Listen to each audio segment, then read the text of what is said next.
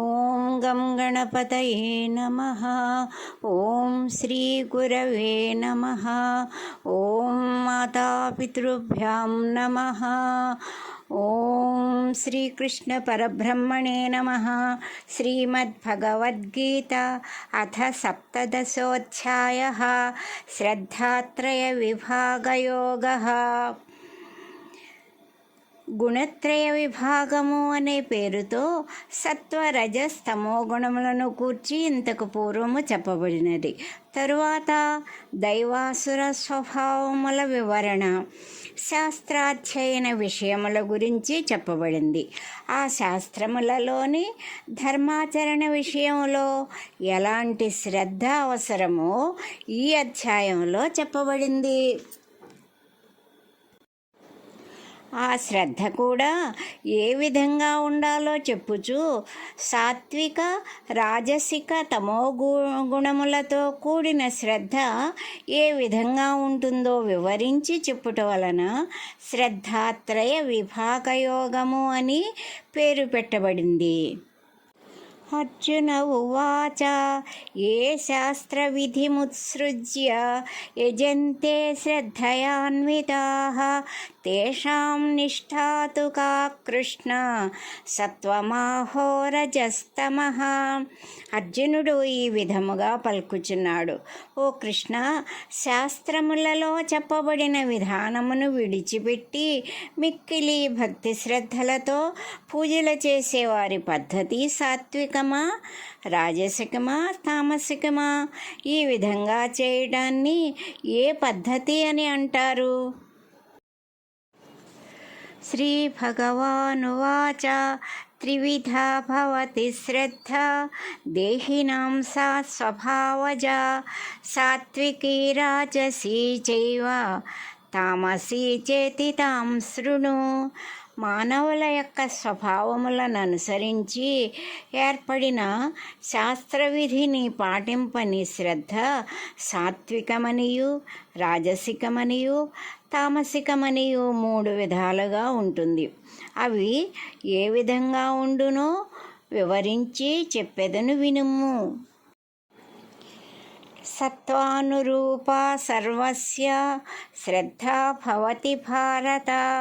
శ్రద్ధామయోయం పురుషో యో యశ్రద్ధః స ఏవ సః. అర్జున, సమస్త ప్రాణుల యొక్క పూర్వజన్మ సంస్కార ఫలితముగా వచ్చిన మానసిక ప్రవృత్తిని బట్టి శ్రద్ధ ఏర్పడుతుంది. ప్రతి వ్యక్తికి ఈ 3 ఏదో ఒక స్వభావం ఉంటుంది.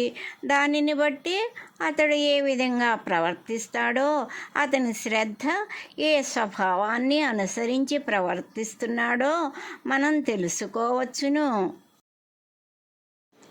యజంతే సాత్వికా దేవాన్ యక్షరక్షాంసి రాజసాః ప్రేతాన్ భూతగణాశ్చాన్యే యజంతే తామసా జనాః.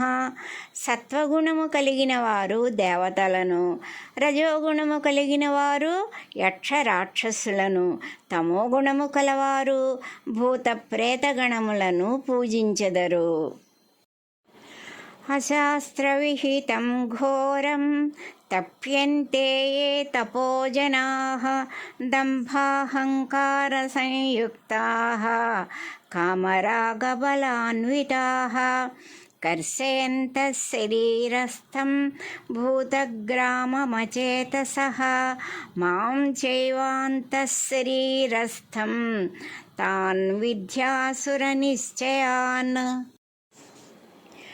డాంబికము అహంకారము కలవారై అధికమైన కోర్కెలను తీర్చుకొనుటకు శాస్త్రవిరుద్ధములైన కఠినమైన నియమాల్ని పాటిస్తూ శరీరమును బాధించుకుంటూ అంతర్యామిగా ఉన్న పరమాత్మను కూడా నీరసింపచేయుచు జ్ఞానహీనులై ఉండువారు అసుర స్వభావము కలవారని తెలుసుకొనుము.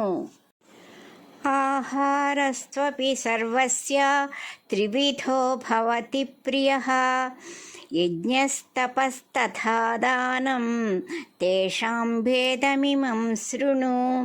మానవుల స్వభావములననుసరించి వారికి ఇష్టమైన ఆహారము 3 విధములుగా ఉంటుంది. యజ్ఞము, తపస్సు, దానము అనేవి కూడా 3 విధాలుగా ఉంటాయి. వాటి భేదమును గూర్చి వివరించి చెప్పెదను, వినుము. ఈ ఆహారపు అలవాట్ల గురించి తరువాత 3 శ్లోకాల్లో వివరంగా చెప్పబడింది. ఆయుస్సత్వబలారోగ్య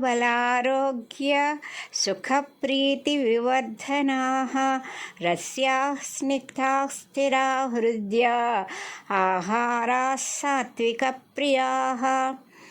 ఆయుష్ను, మానసిక బలమును, శారీరక బలమును, సౌఖ్యము బలమును పెంచు రసములు, నూనెతో కూడినవి, శరీరమునకు ఎక్కువ కాలము బలమును పెంచి ఆరోగ్యముగా నుంచునవి అయిన ఆహారములు సత్వగుణము ప్రధానముగా కలవారికి ఇష్టమగును. కట్వాంనలవణాత్యుష్ణ తీక్ష్ణరోక్ష విదాహినః ఆహారా రాజసస్యేష్టాః దుఃఖశోకామయప్రదాః. రెండవదైన రజోగుణమును గూర్చి చెప్పుచున్నారు. రంజయతీతి రజః తద్దుఃఖ కారణం. ఈ స్వభావము వలన, రాగయుక్తులగుట వలన వీరికి దుఃఖము కలుగుతుంది. పులుపు, ఉప్పు, అధికమైన వేడి, ఎక్కువ కారము, దాహము కలిగించు వేపుడు కూరలు, అట్లే దుఃఖము, శరీరమునకు అనారోగ్యము, మానసిక అలజడి కలిగించు ఆహారము రజోగుణము కలవారికి ఇష్టములగుండును. యాతయామం గతరసం పూతిపర్యుషితం చేయతు ఉచ్ఛిష్టమపి చామేధ్యం భోజనం తామసప్రియం. బాగుగా ఉడకనివి, చల్లారినవి, బలము లేనివి, నిలువయుండి వాసన వచ్చేది, ముందు రోజు వండినది, ఎంగిలి చేసినది, అపవిత్రంగా ఉన్న ఆహారము తమో గుణము కలిగిన వారికి ఇష్టమైనవి. తామ్యత్యనేనేతి తమః తన్మోహబీజం. ఈ తమస్సు చేత గ్లానిని పొందుదురు, అది మోహమును కలిగించును అని అమరకోశ నిర్వచనములను బట్టి తెలియచున్నది. అఫలాకాంక్షిభిర్యజ్ఞః విధిదృష్టో యయుజ్యతే యష్టవ్యమేవేతి మనః సమాధాయ స సాత్వికః. ఏ యజ్ఞము శాస్త్రోక్తమైనదో ఈ యజ్ఞము చేయుట నా బాధ్యత అని నిశ్చయమైన అభిప్రాయంతో ఎటువంటి ఫలాపేక్ష లేకుండా చేయబడును దానిని సాత్విక యజ్ఞము అందురు. అభిసంధాయతు ఫలం దంభార్థమపి చైవయతు యుజ్యతే భరతశ్రేష్ఠ తం యజ్ఞం విద్ధి రాజసం. భరతవంశశ్రేష్ఠుడవగు అర్జున, సరి అయిన నియమము, పద్ధతి లేకుండా నలుగురు చూడటం కోసం ఆడంబరంతో ఫలితములను ఆశించి చేసే యజ్ఞములు రాజస యజ్ఞములుగా తెలిసికొనుము. విధిహీనమసృష్టాన్నం మంత్రహీనమదక్షిణం శ్రద్ధావిరహితం యజ్ఞం తామసం పరిచక్షతే. శాస్త్రవిధులను అనుసరించకుండా, అన్నదానము లేకుండా, మంత్రములు లేకుండా చేయు యజ్ఞములు తామస యజ్ఞములు అనబడును. దేవద్విజ గురు ప్రాజ్ఞా పూజనం శౌచమార్జవం బ్రహ్మచర్యమహింసా చ శారీరం తప ఉచ్యతే.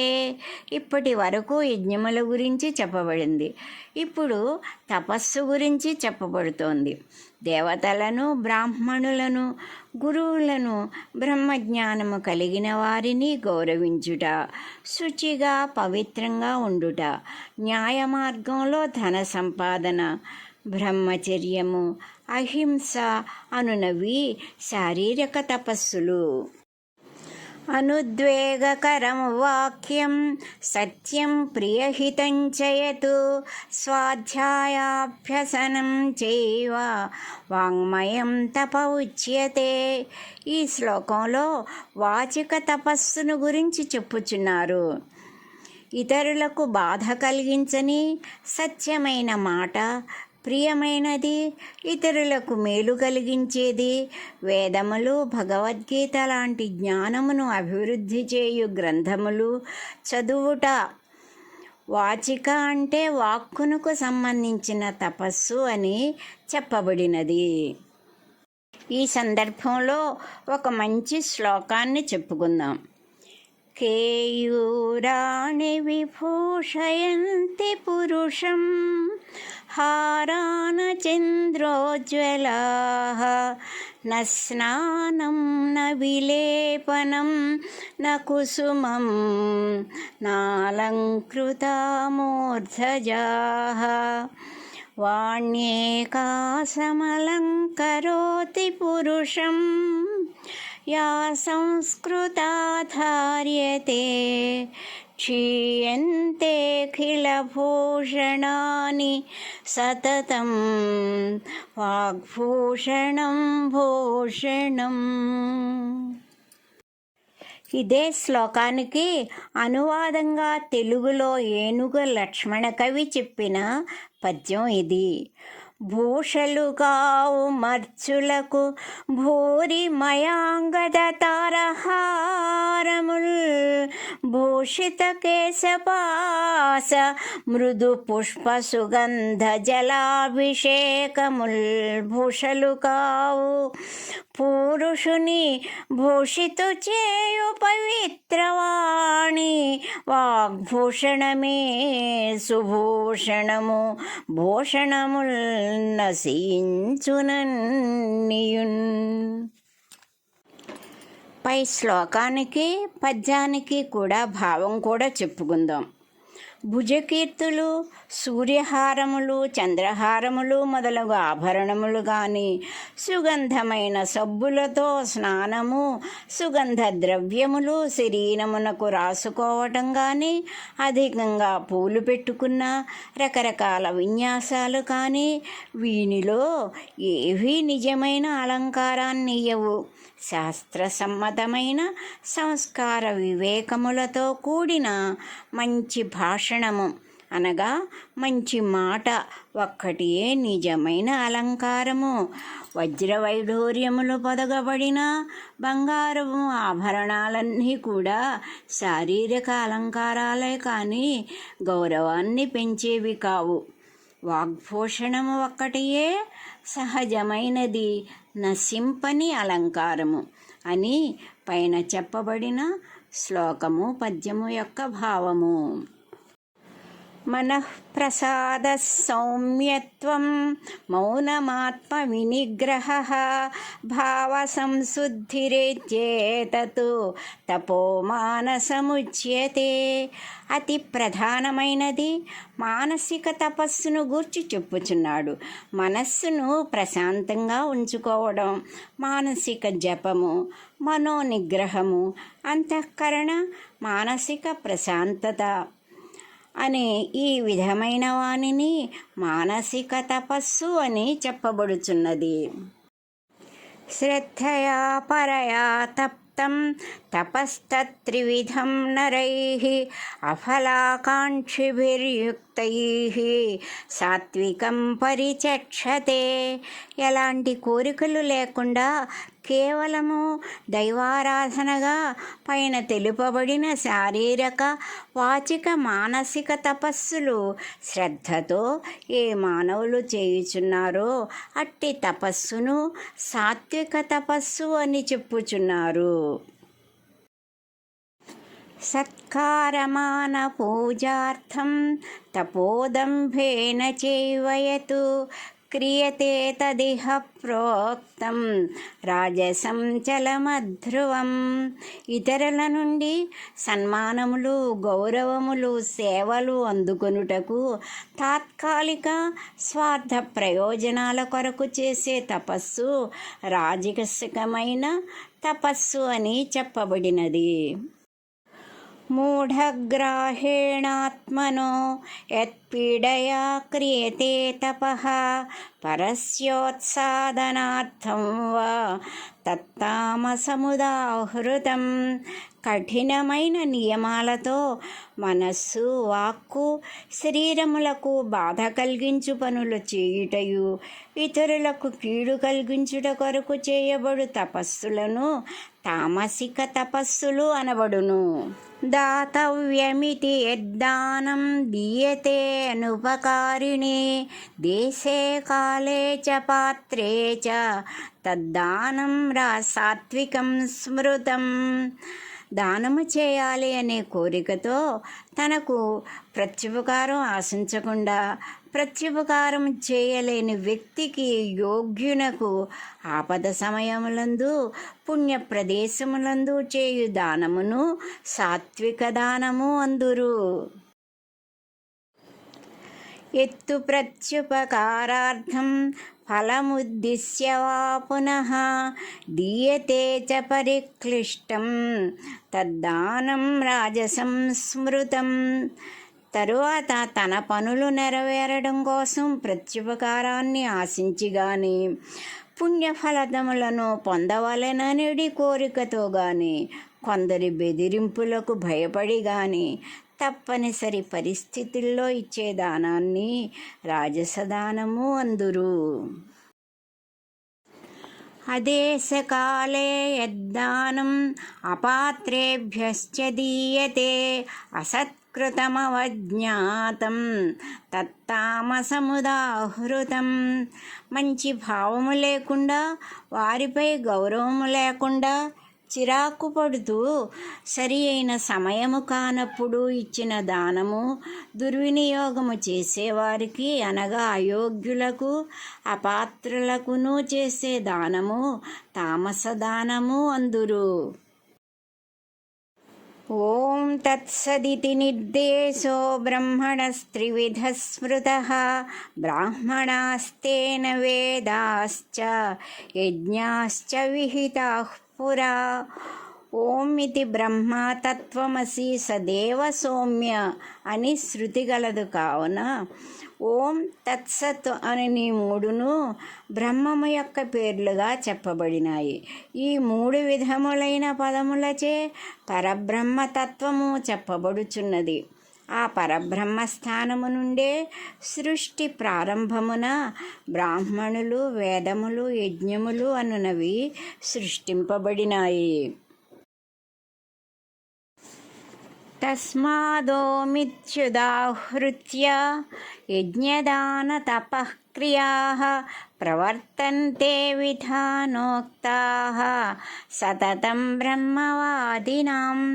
ఓంకారమునకు అట్టి పవిత్రత, మహత్తు ఉన్న కారణముగా శాస్త్రములందు చెప్పబడిన యజ్ఞదాన తపస్సులు అనే పవిత్ర కార్యక్రమములు ప్రారంభించే సమయంలో ముందుగా ఈ ఓంకారమును పలుకుట జరుగుచున్నది.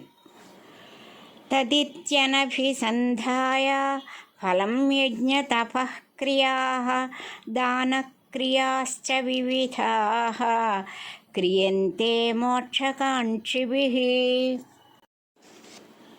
మోక్షమునందు కోరిక గలవారు ఏ కొంచెమైనను ఫలాసక్తి లేకుండా సర్వ ప్రాణుల శ్రేయస్సును కోరుతూ యజ్ఞ దాన తపస్సులను చేస్తూ ఇది అంతయు పరమాత్మునిదే అనే భావనతో తత్ అను నామమును పలుకుతూ చేయుదురు. సద్భావే సాధుభావే చ సదిత్యేతత్ ప్రయుజ్యతే ప్రశస్తే కర్మణి తథా సచ్చబ్దః పార్థయుజ్యతే. అర్జున, కలదు అను అర్థమునందు శ్రేష్టత్వమును తెలుపునప్పుడు సత్ అని ఈ పరమాత్మ నామము ఉపయోగింపబడుచున్నది. మరియు శ్రేష్టమైన కార్యక్రమం చేయనప్పుడు కూడా ఈ సత్తు అను నామము ప్రయోగింపబడుచున్నది. ఈ ఓం తత్సత్ అనే 3 అక్షరముల కలయికను మనం ఆరాధిస్తే 3 లోకాలకు ఆదర్శంగా నిలుస్తాము. 3 లోకాలు మనల్ని అభిమానిస్తాయి.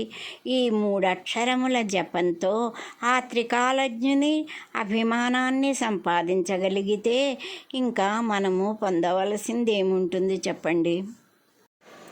యజ్ఞే తపసి దానే చ స్థితిः సదితి చోచ్యతే కర్మ చైవ తదర్థేయం సదిత్యేవాభిధీయతే. యజ్ఞమునందును తపస్సు చేయునప్పుడు దానము చేయునప్పుడు ఈ సత్ అను పదము ఉపయోగింపబడుచున్నది. ఇంకను తదర్థేయం కర్మచ ఏవా ఆ పరమాత్మను గూర్చి తెలియచేయు సందర్భములలో కూడా ఈ సత్ అను పదమే వాడబడుచున్నది. అధ్యాయము పేరే శ్రద్ధాత్రయ విభాగయోగము కనుక ఈ శ్రద్ధకు గల ప్రాముఖ్యతను గూర్చి మరొక్కసారి భగవానుడు మనకు గుర్తు చేస్తున్నాడు. అశ్రద్ధయా హుతం దత్తం తపస్తప్తం కృతంచయతు అసదిత్యుచ్యతే పార్థ నచ తత్ప్రేత్యనో ఇహ. ఓ అర్జున, శ్రద్ధ లేకుండా చేయబడు హోమము కానీ దానము కానీ తపస్సు కానీ లౌకిక విషయములైనప్పటికీ పూర్తి ఫలితములను పొందలేరు. ఇవన్నీ అసత్ అని చెప్పబడును. ఈ విధంగా చేయడం వలన ఇహలోకమున కానీ పరలోకమున కానీ ఏమాత్రము ప్రయోజనము ఉండదు. ఓం తత్సదితి శ్రీమద్భగవద్గీతాసు ఉపనిషత్సు బ్రహ్మ విద్యాయాం యోగశాస్త్రే శ్రీకృష్ణార్జున సంవాదే శ్రద్ధాత్రయ విభాగయోగో నామ 17వ అధ్యాయః. హరి ఓం తత్సతు.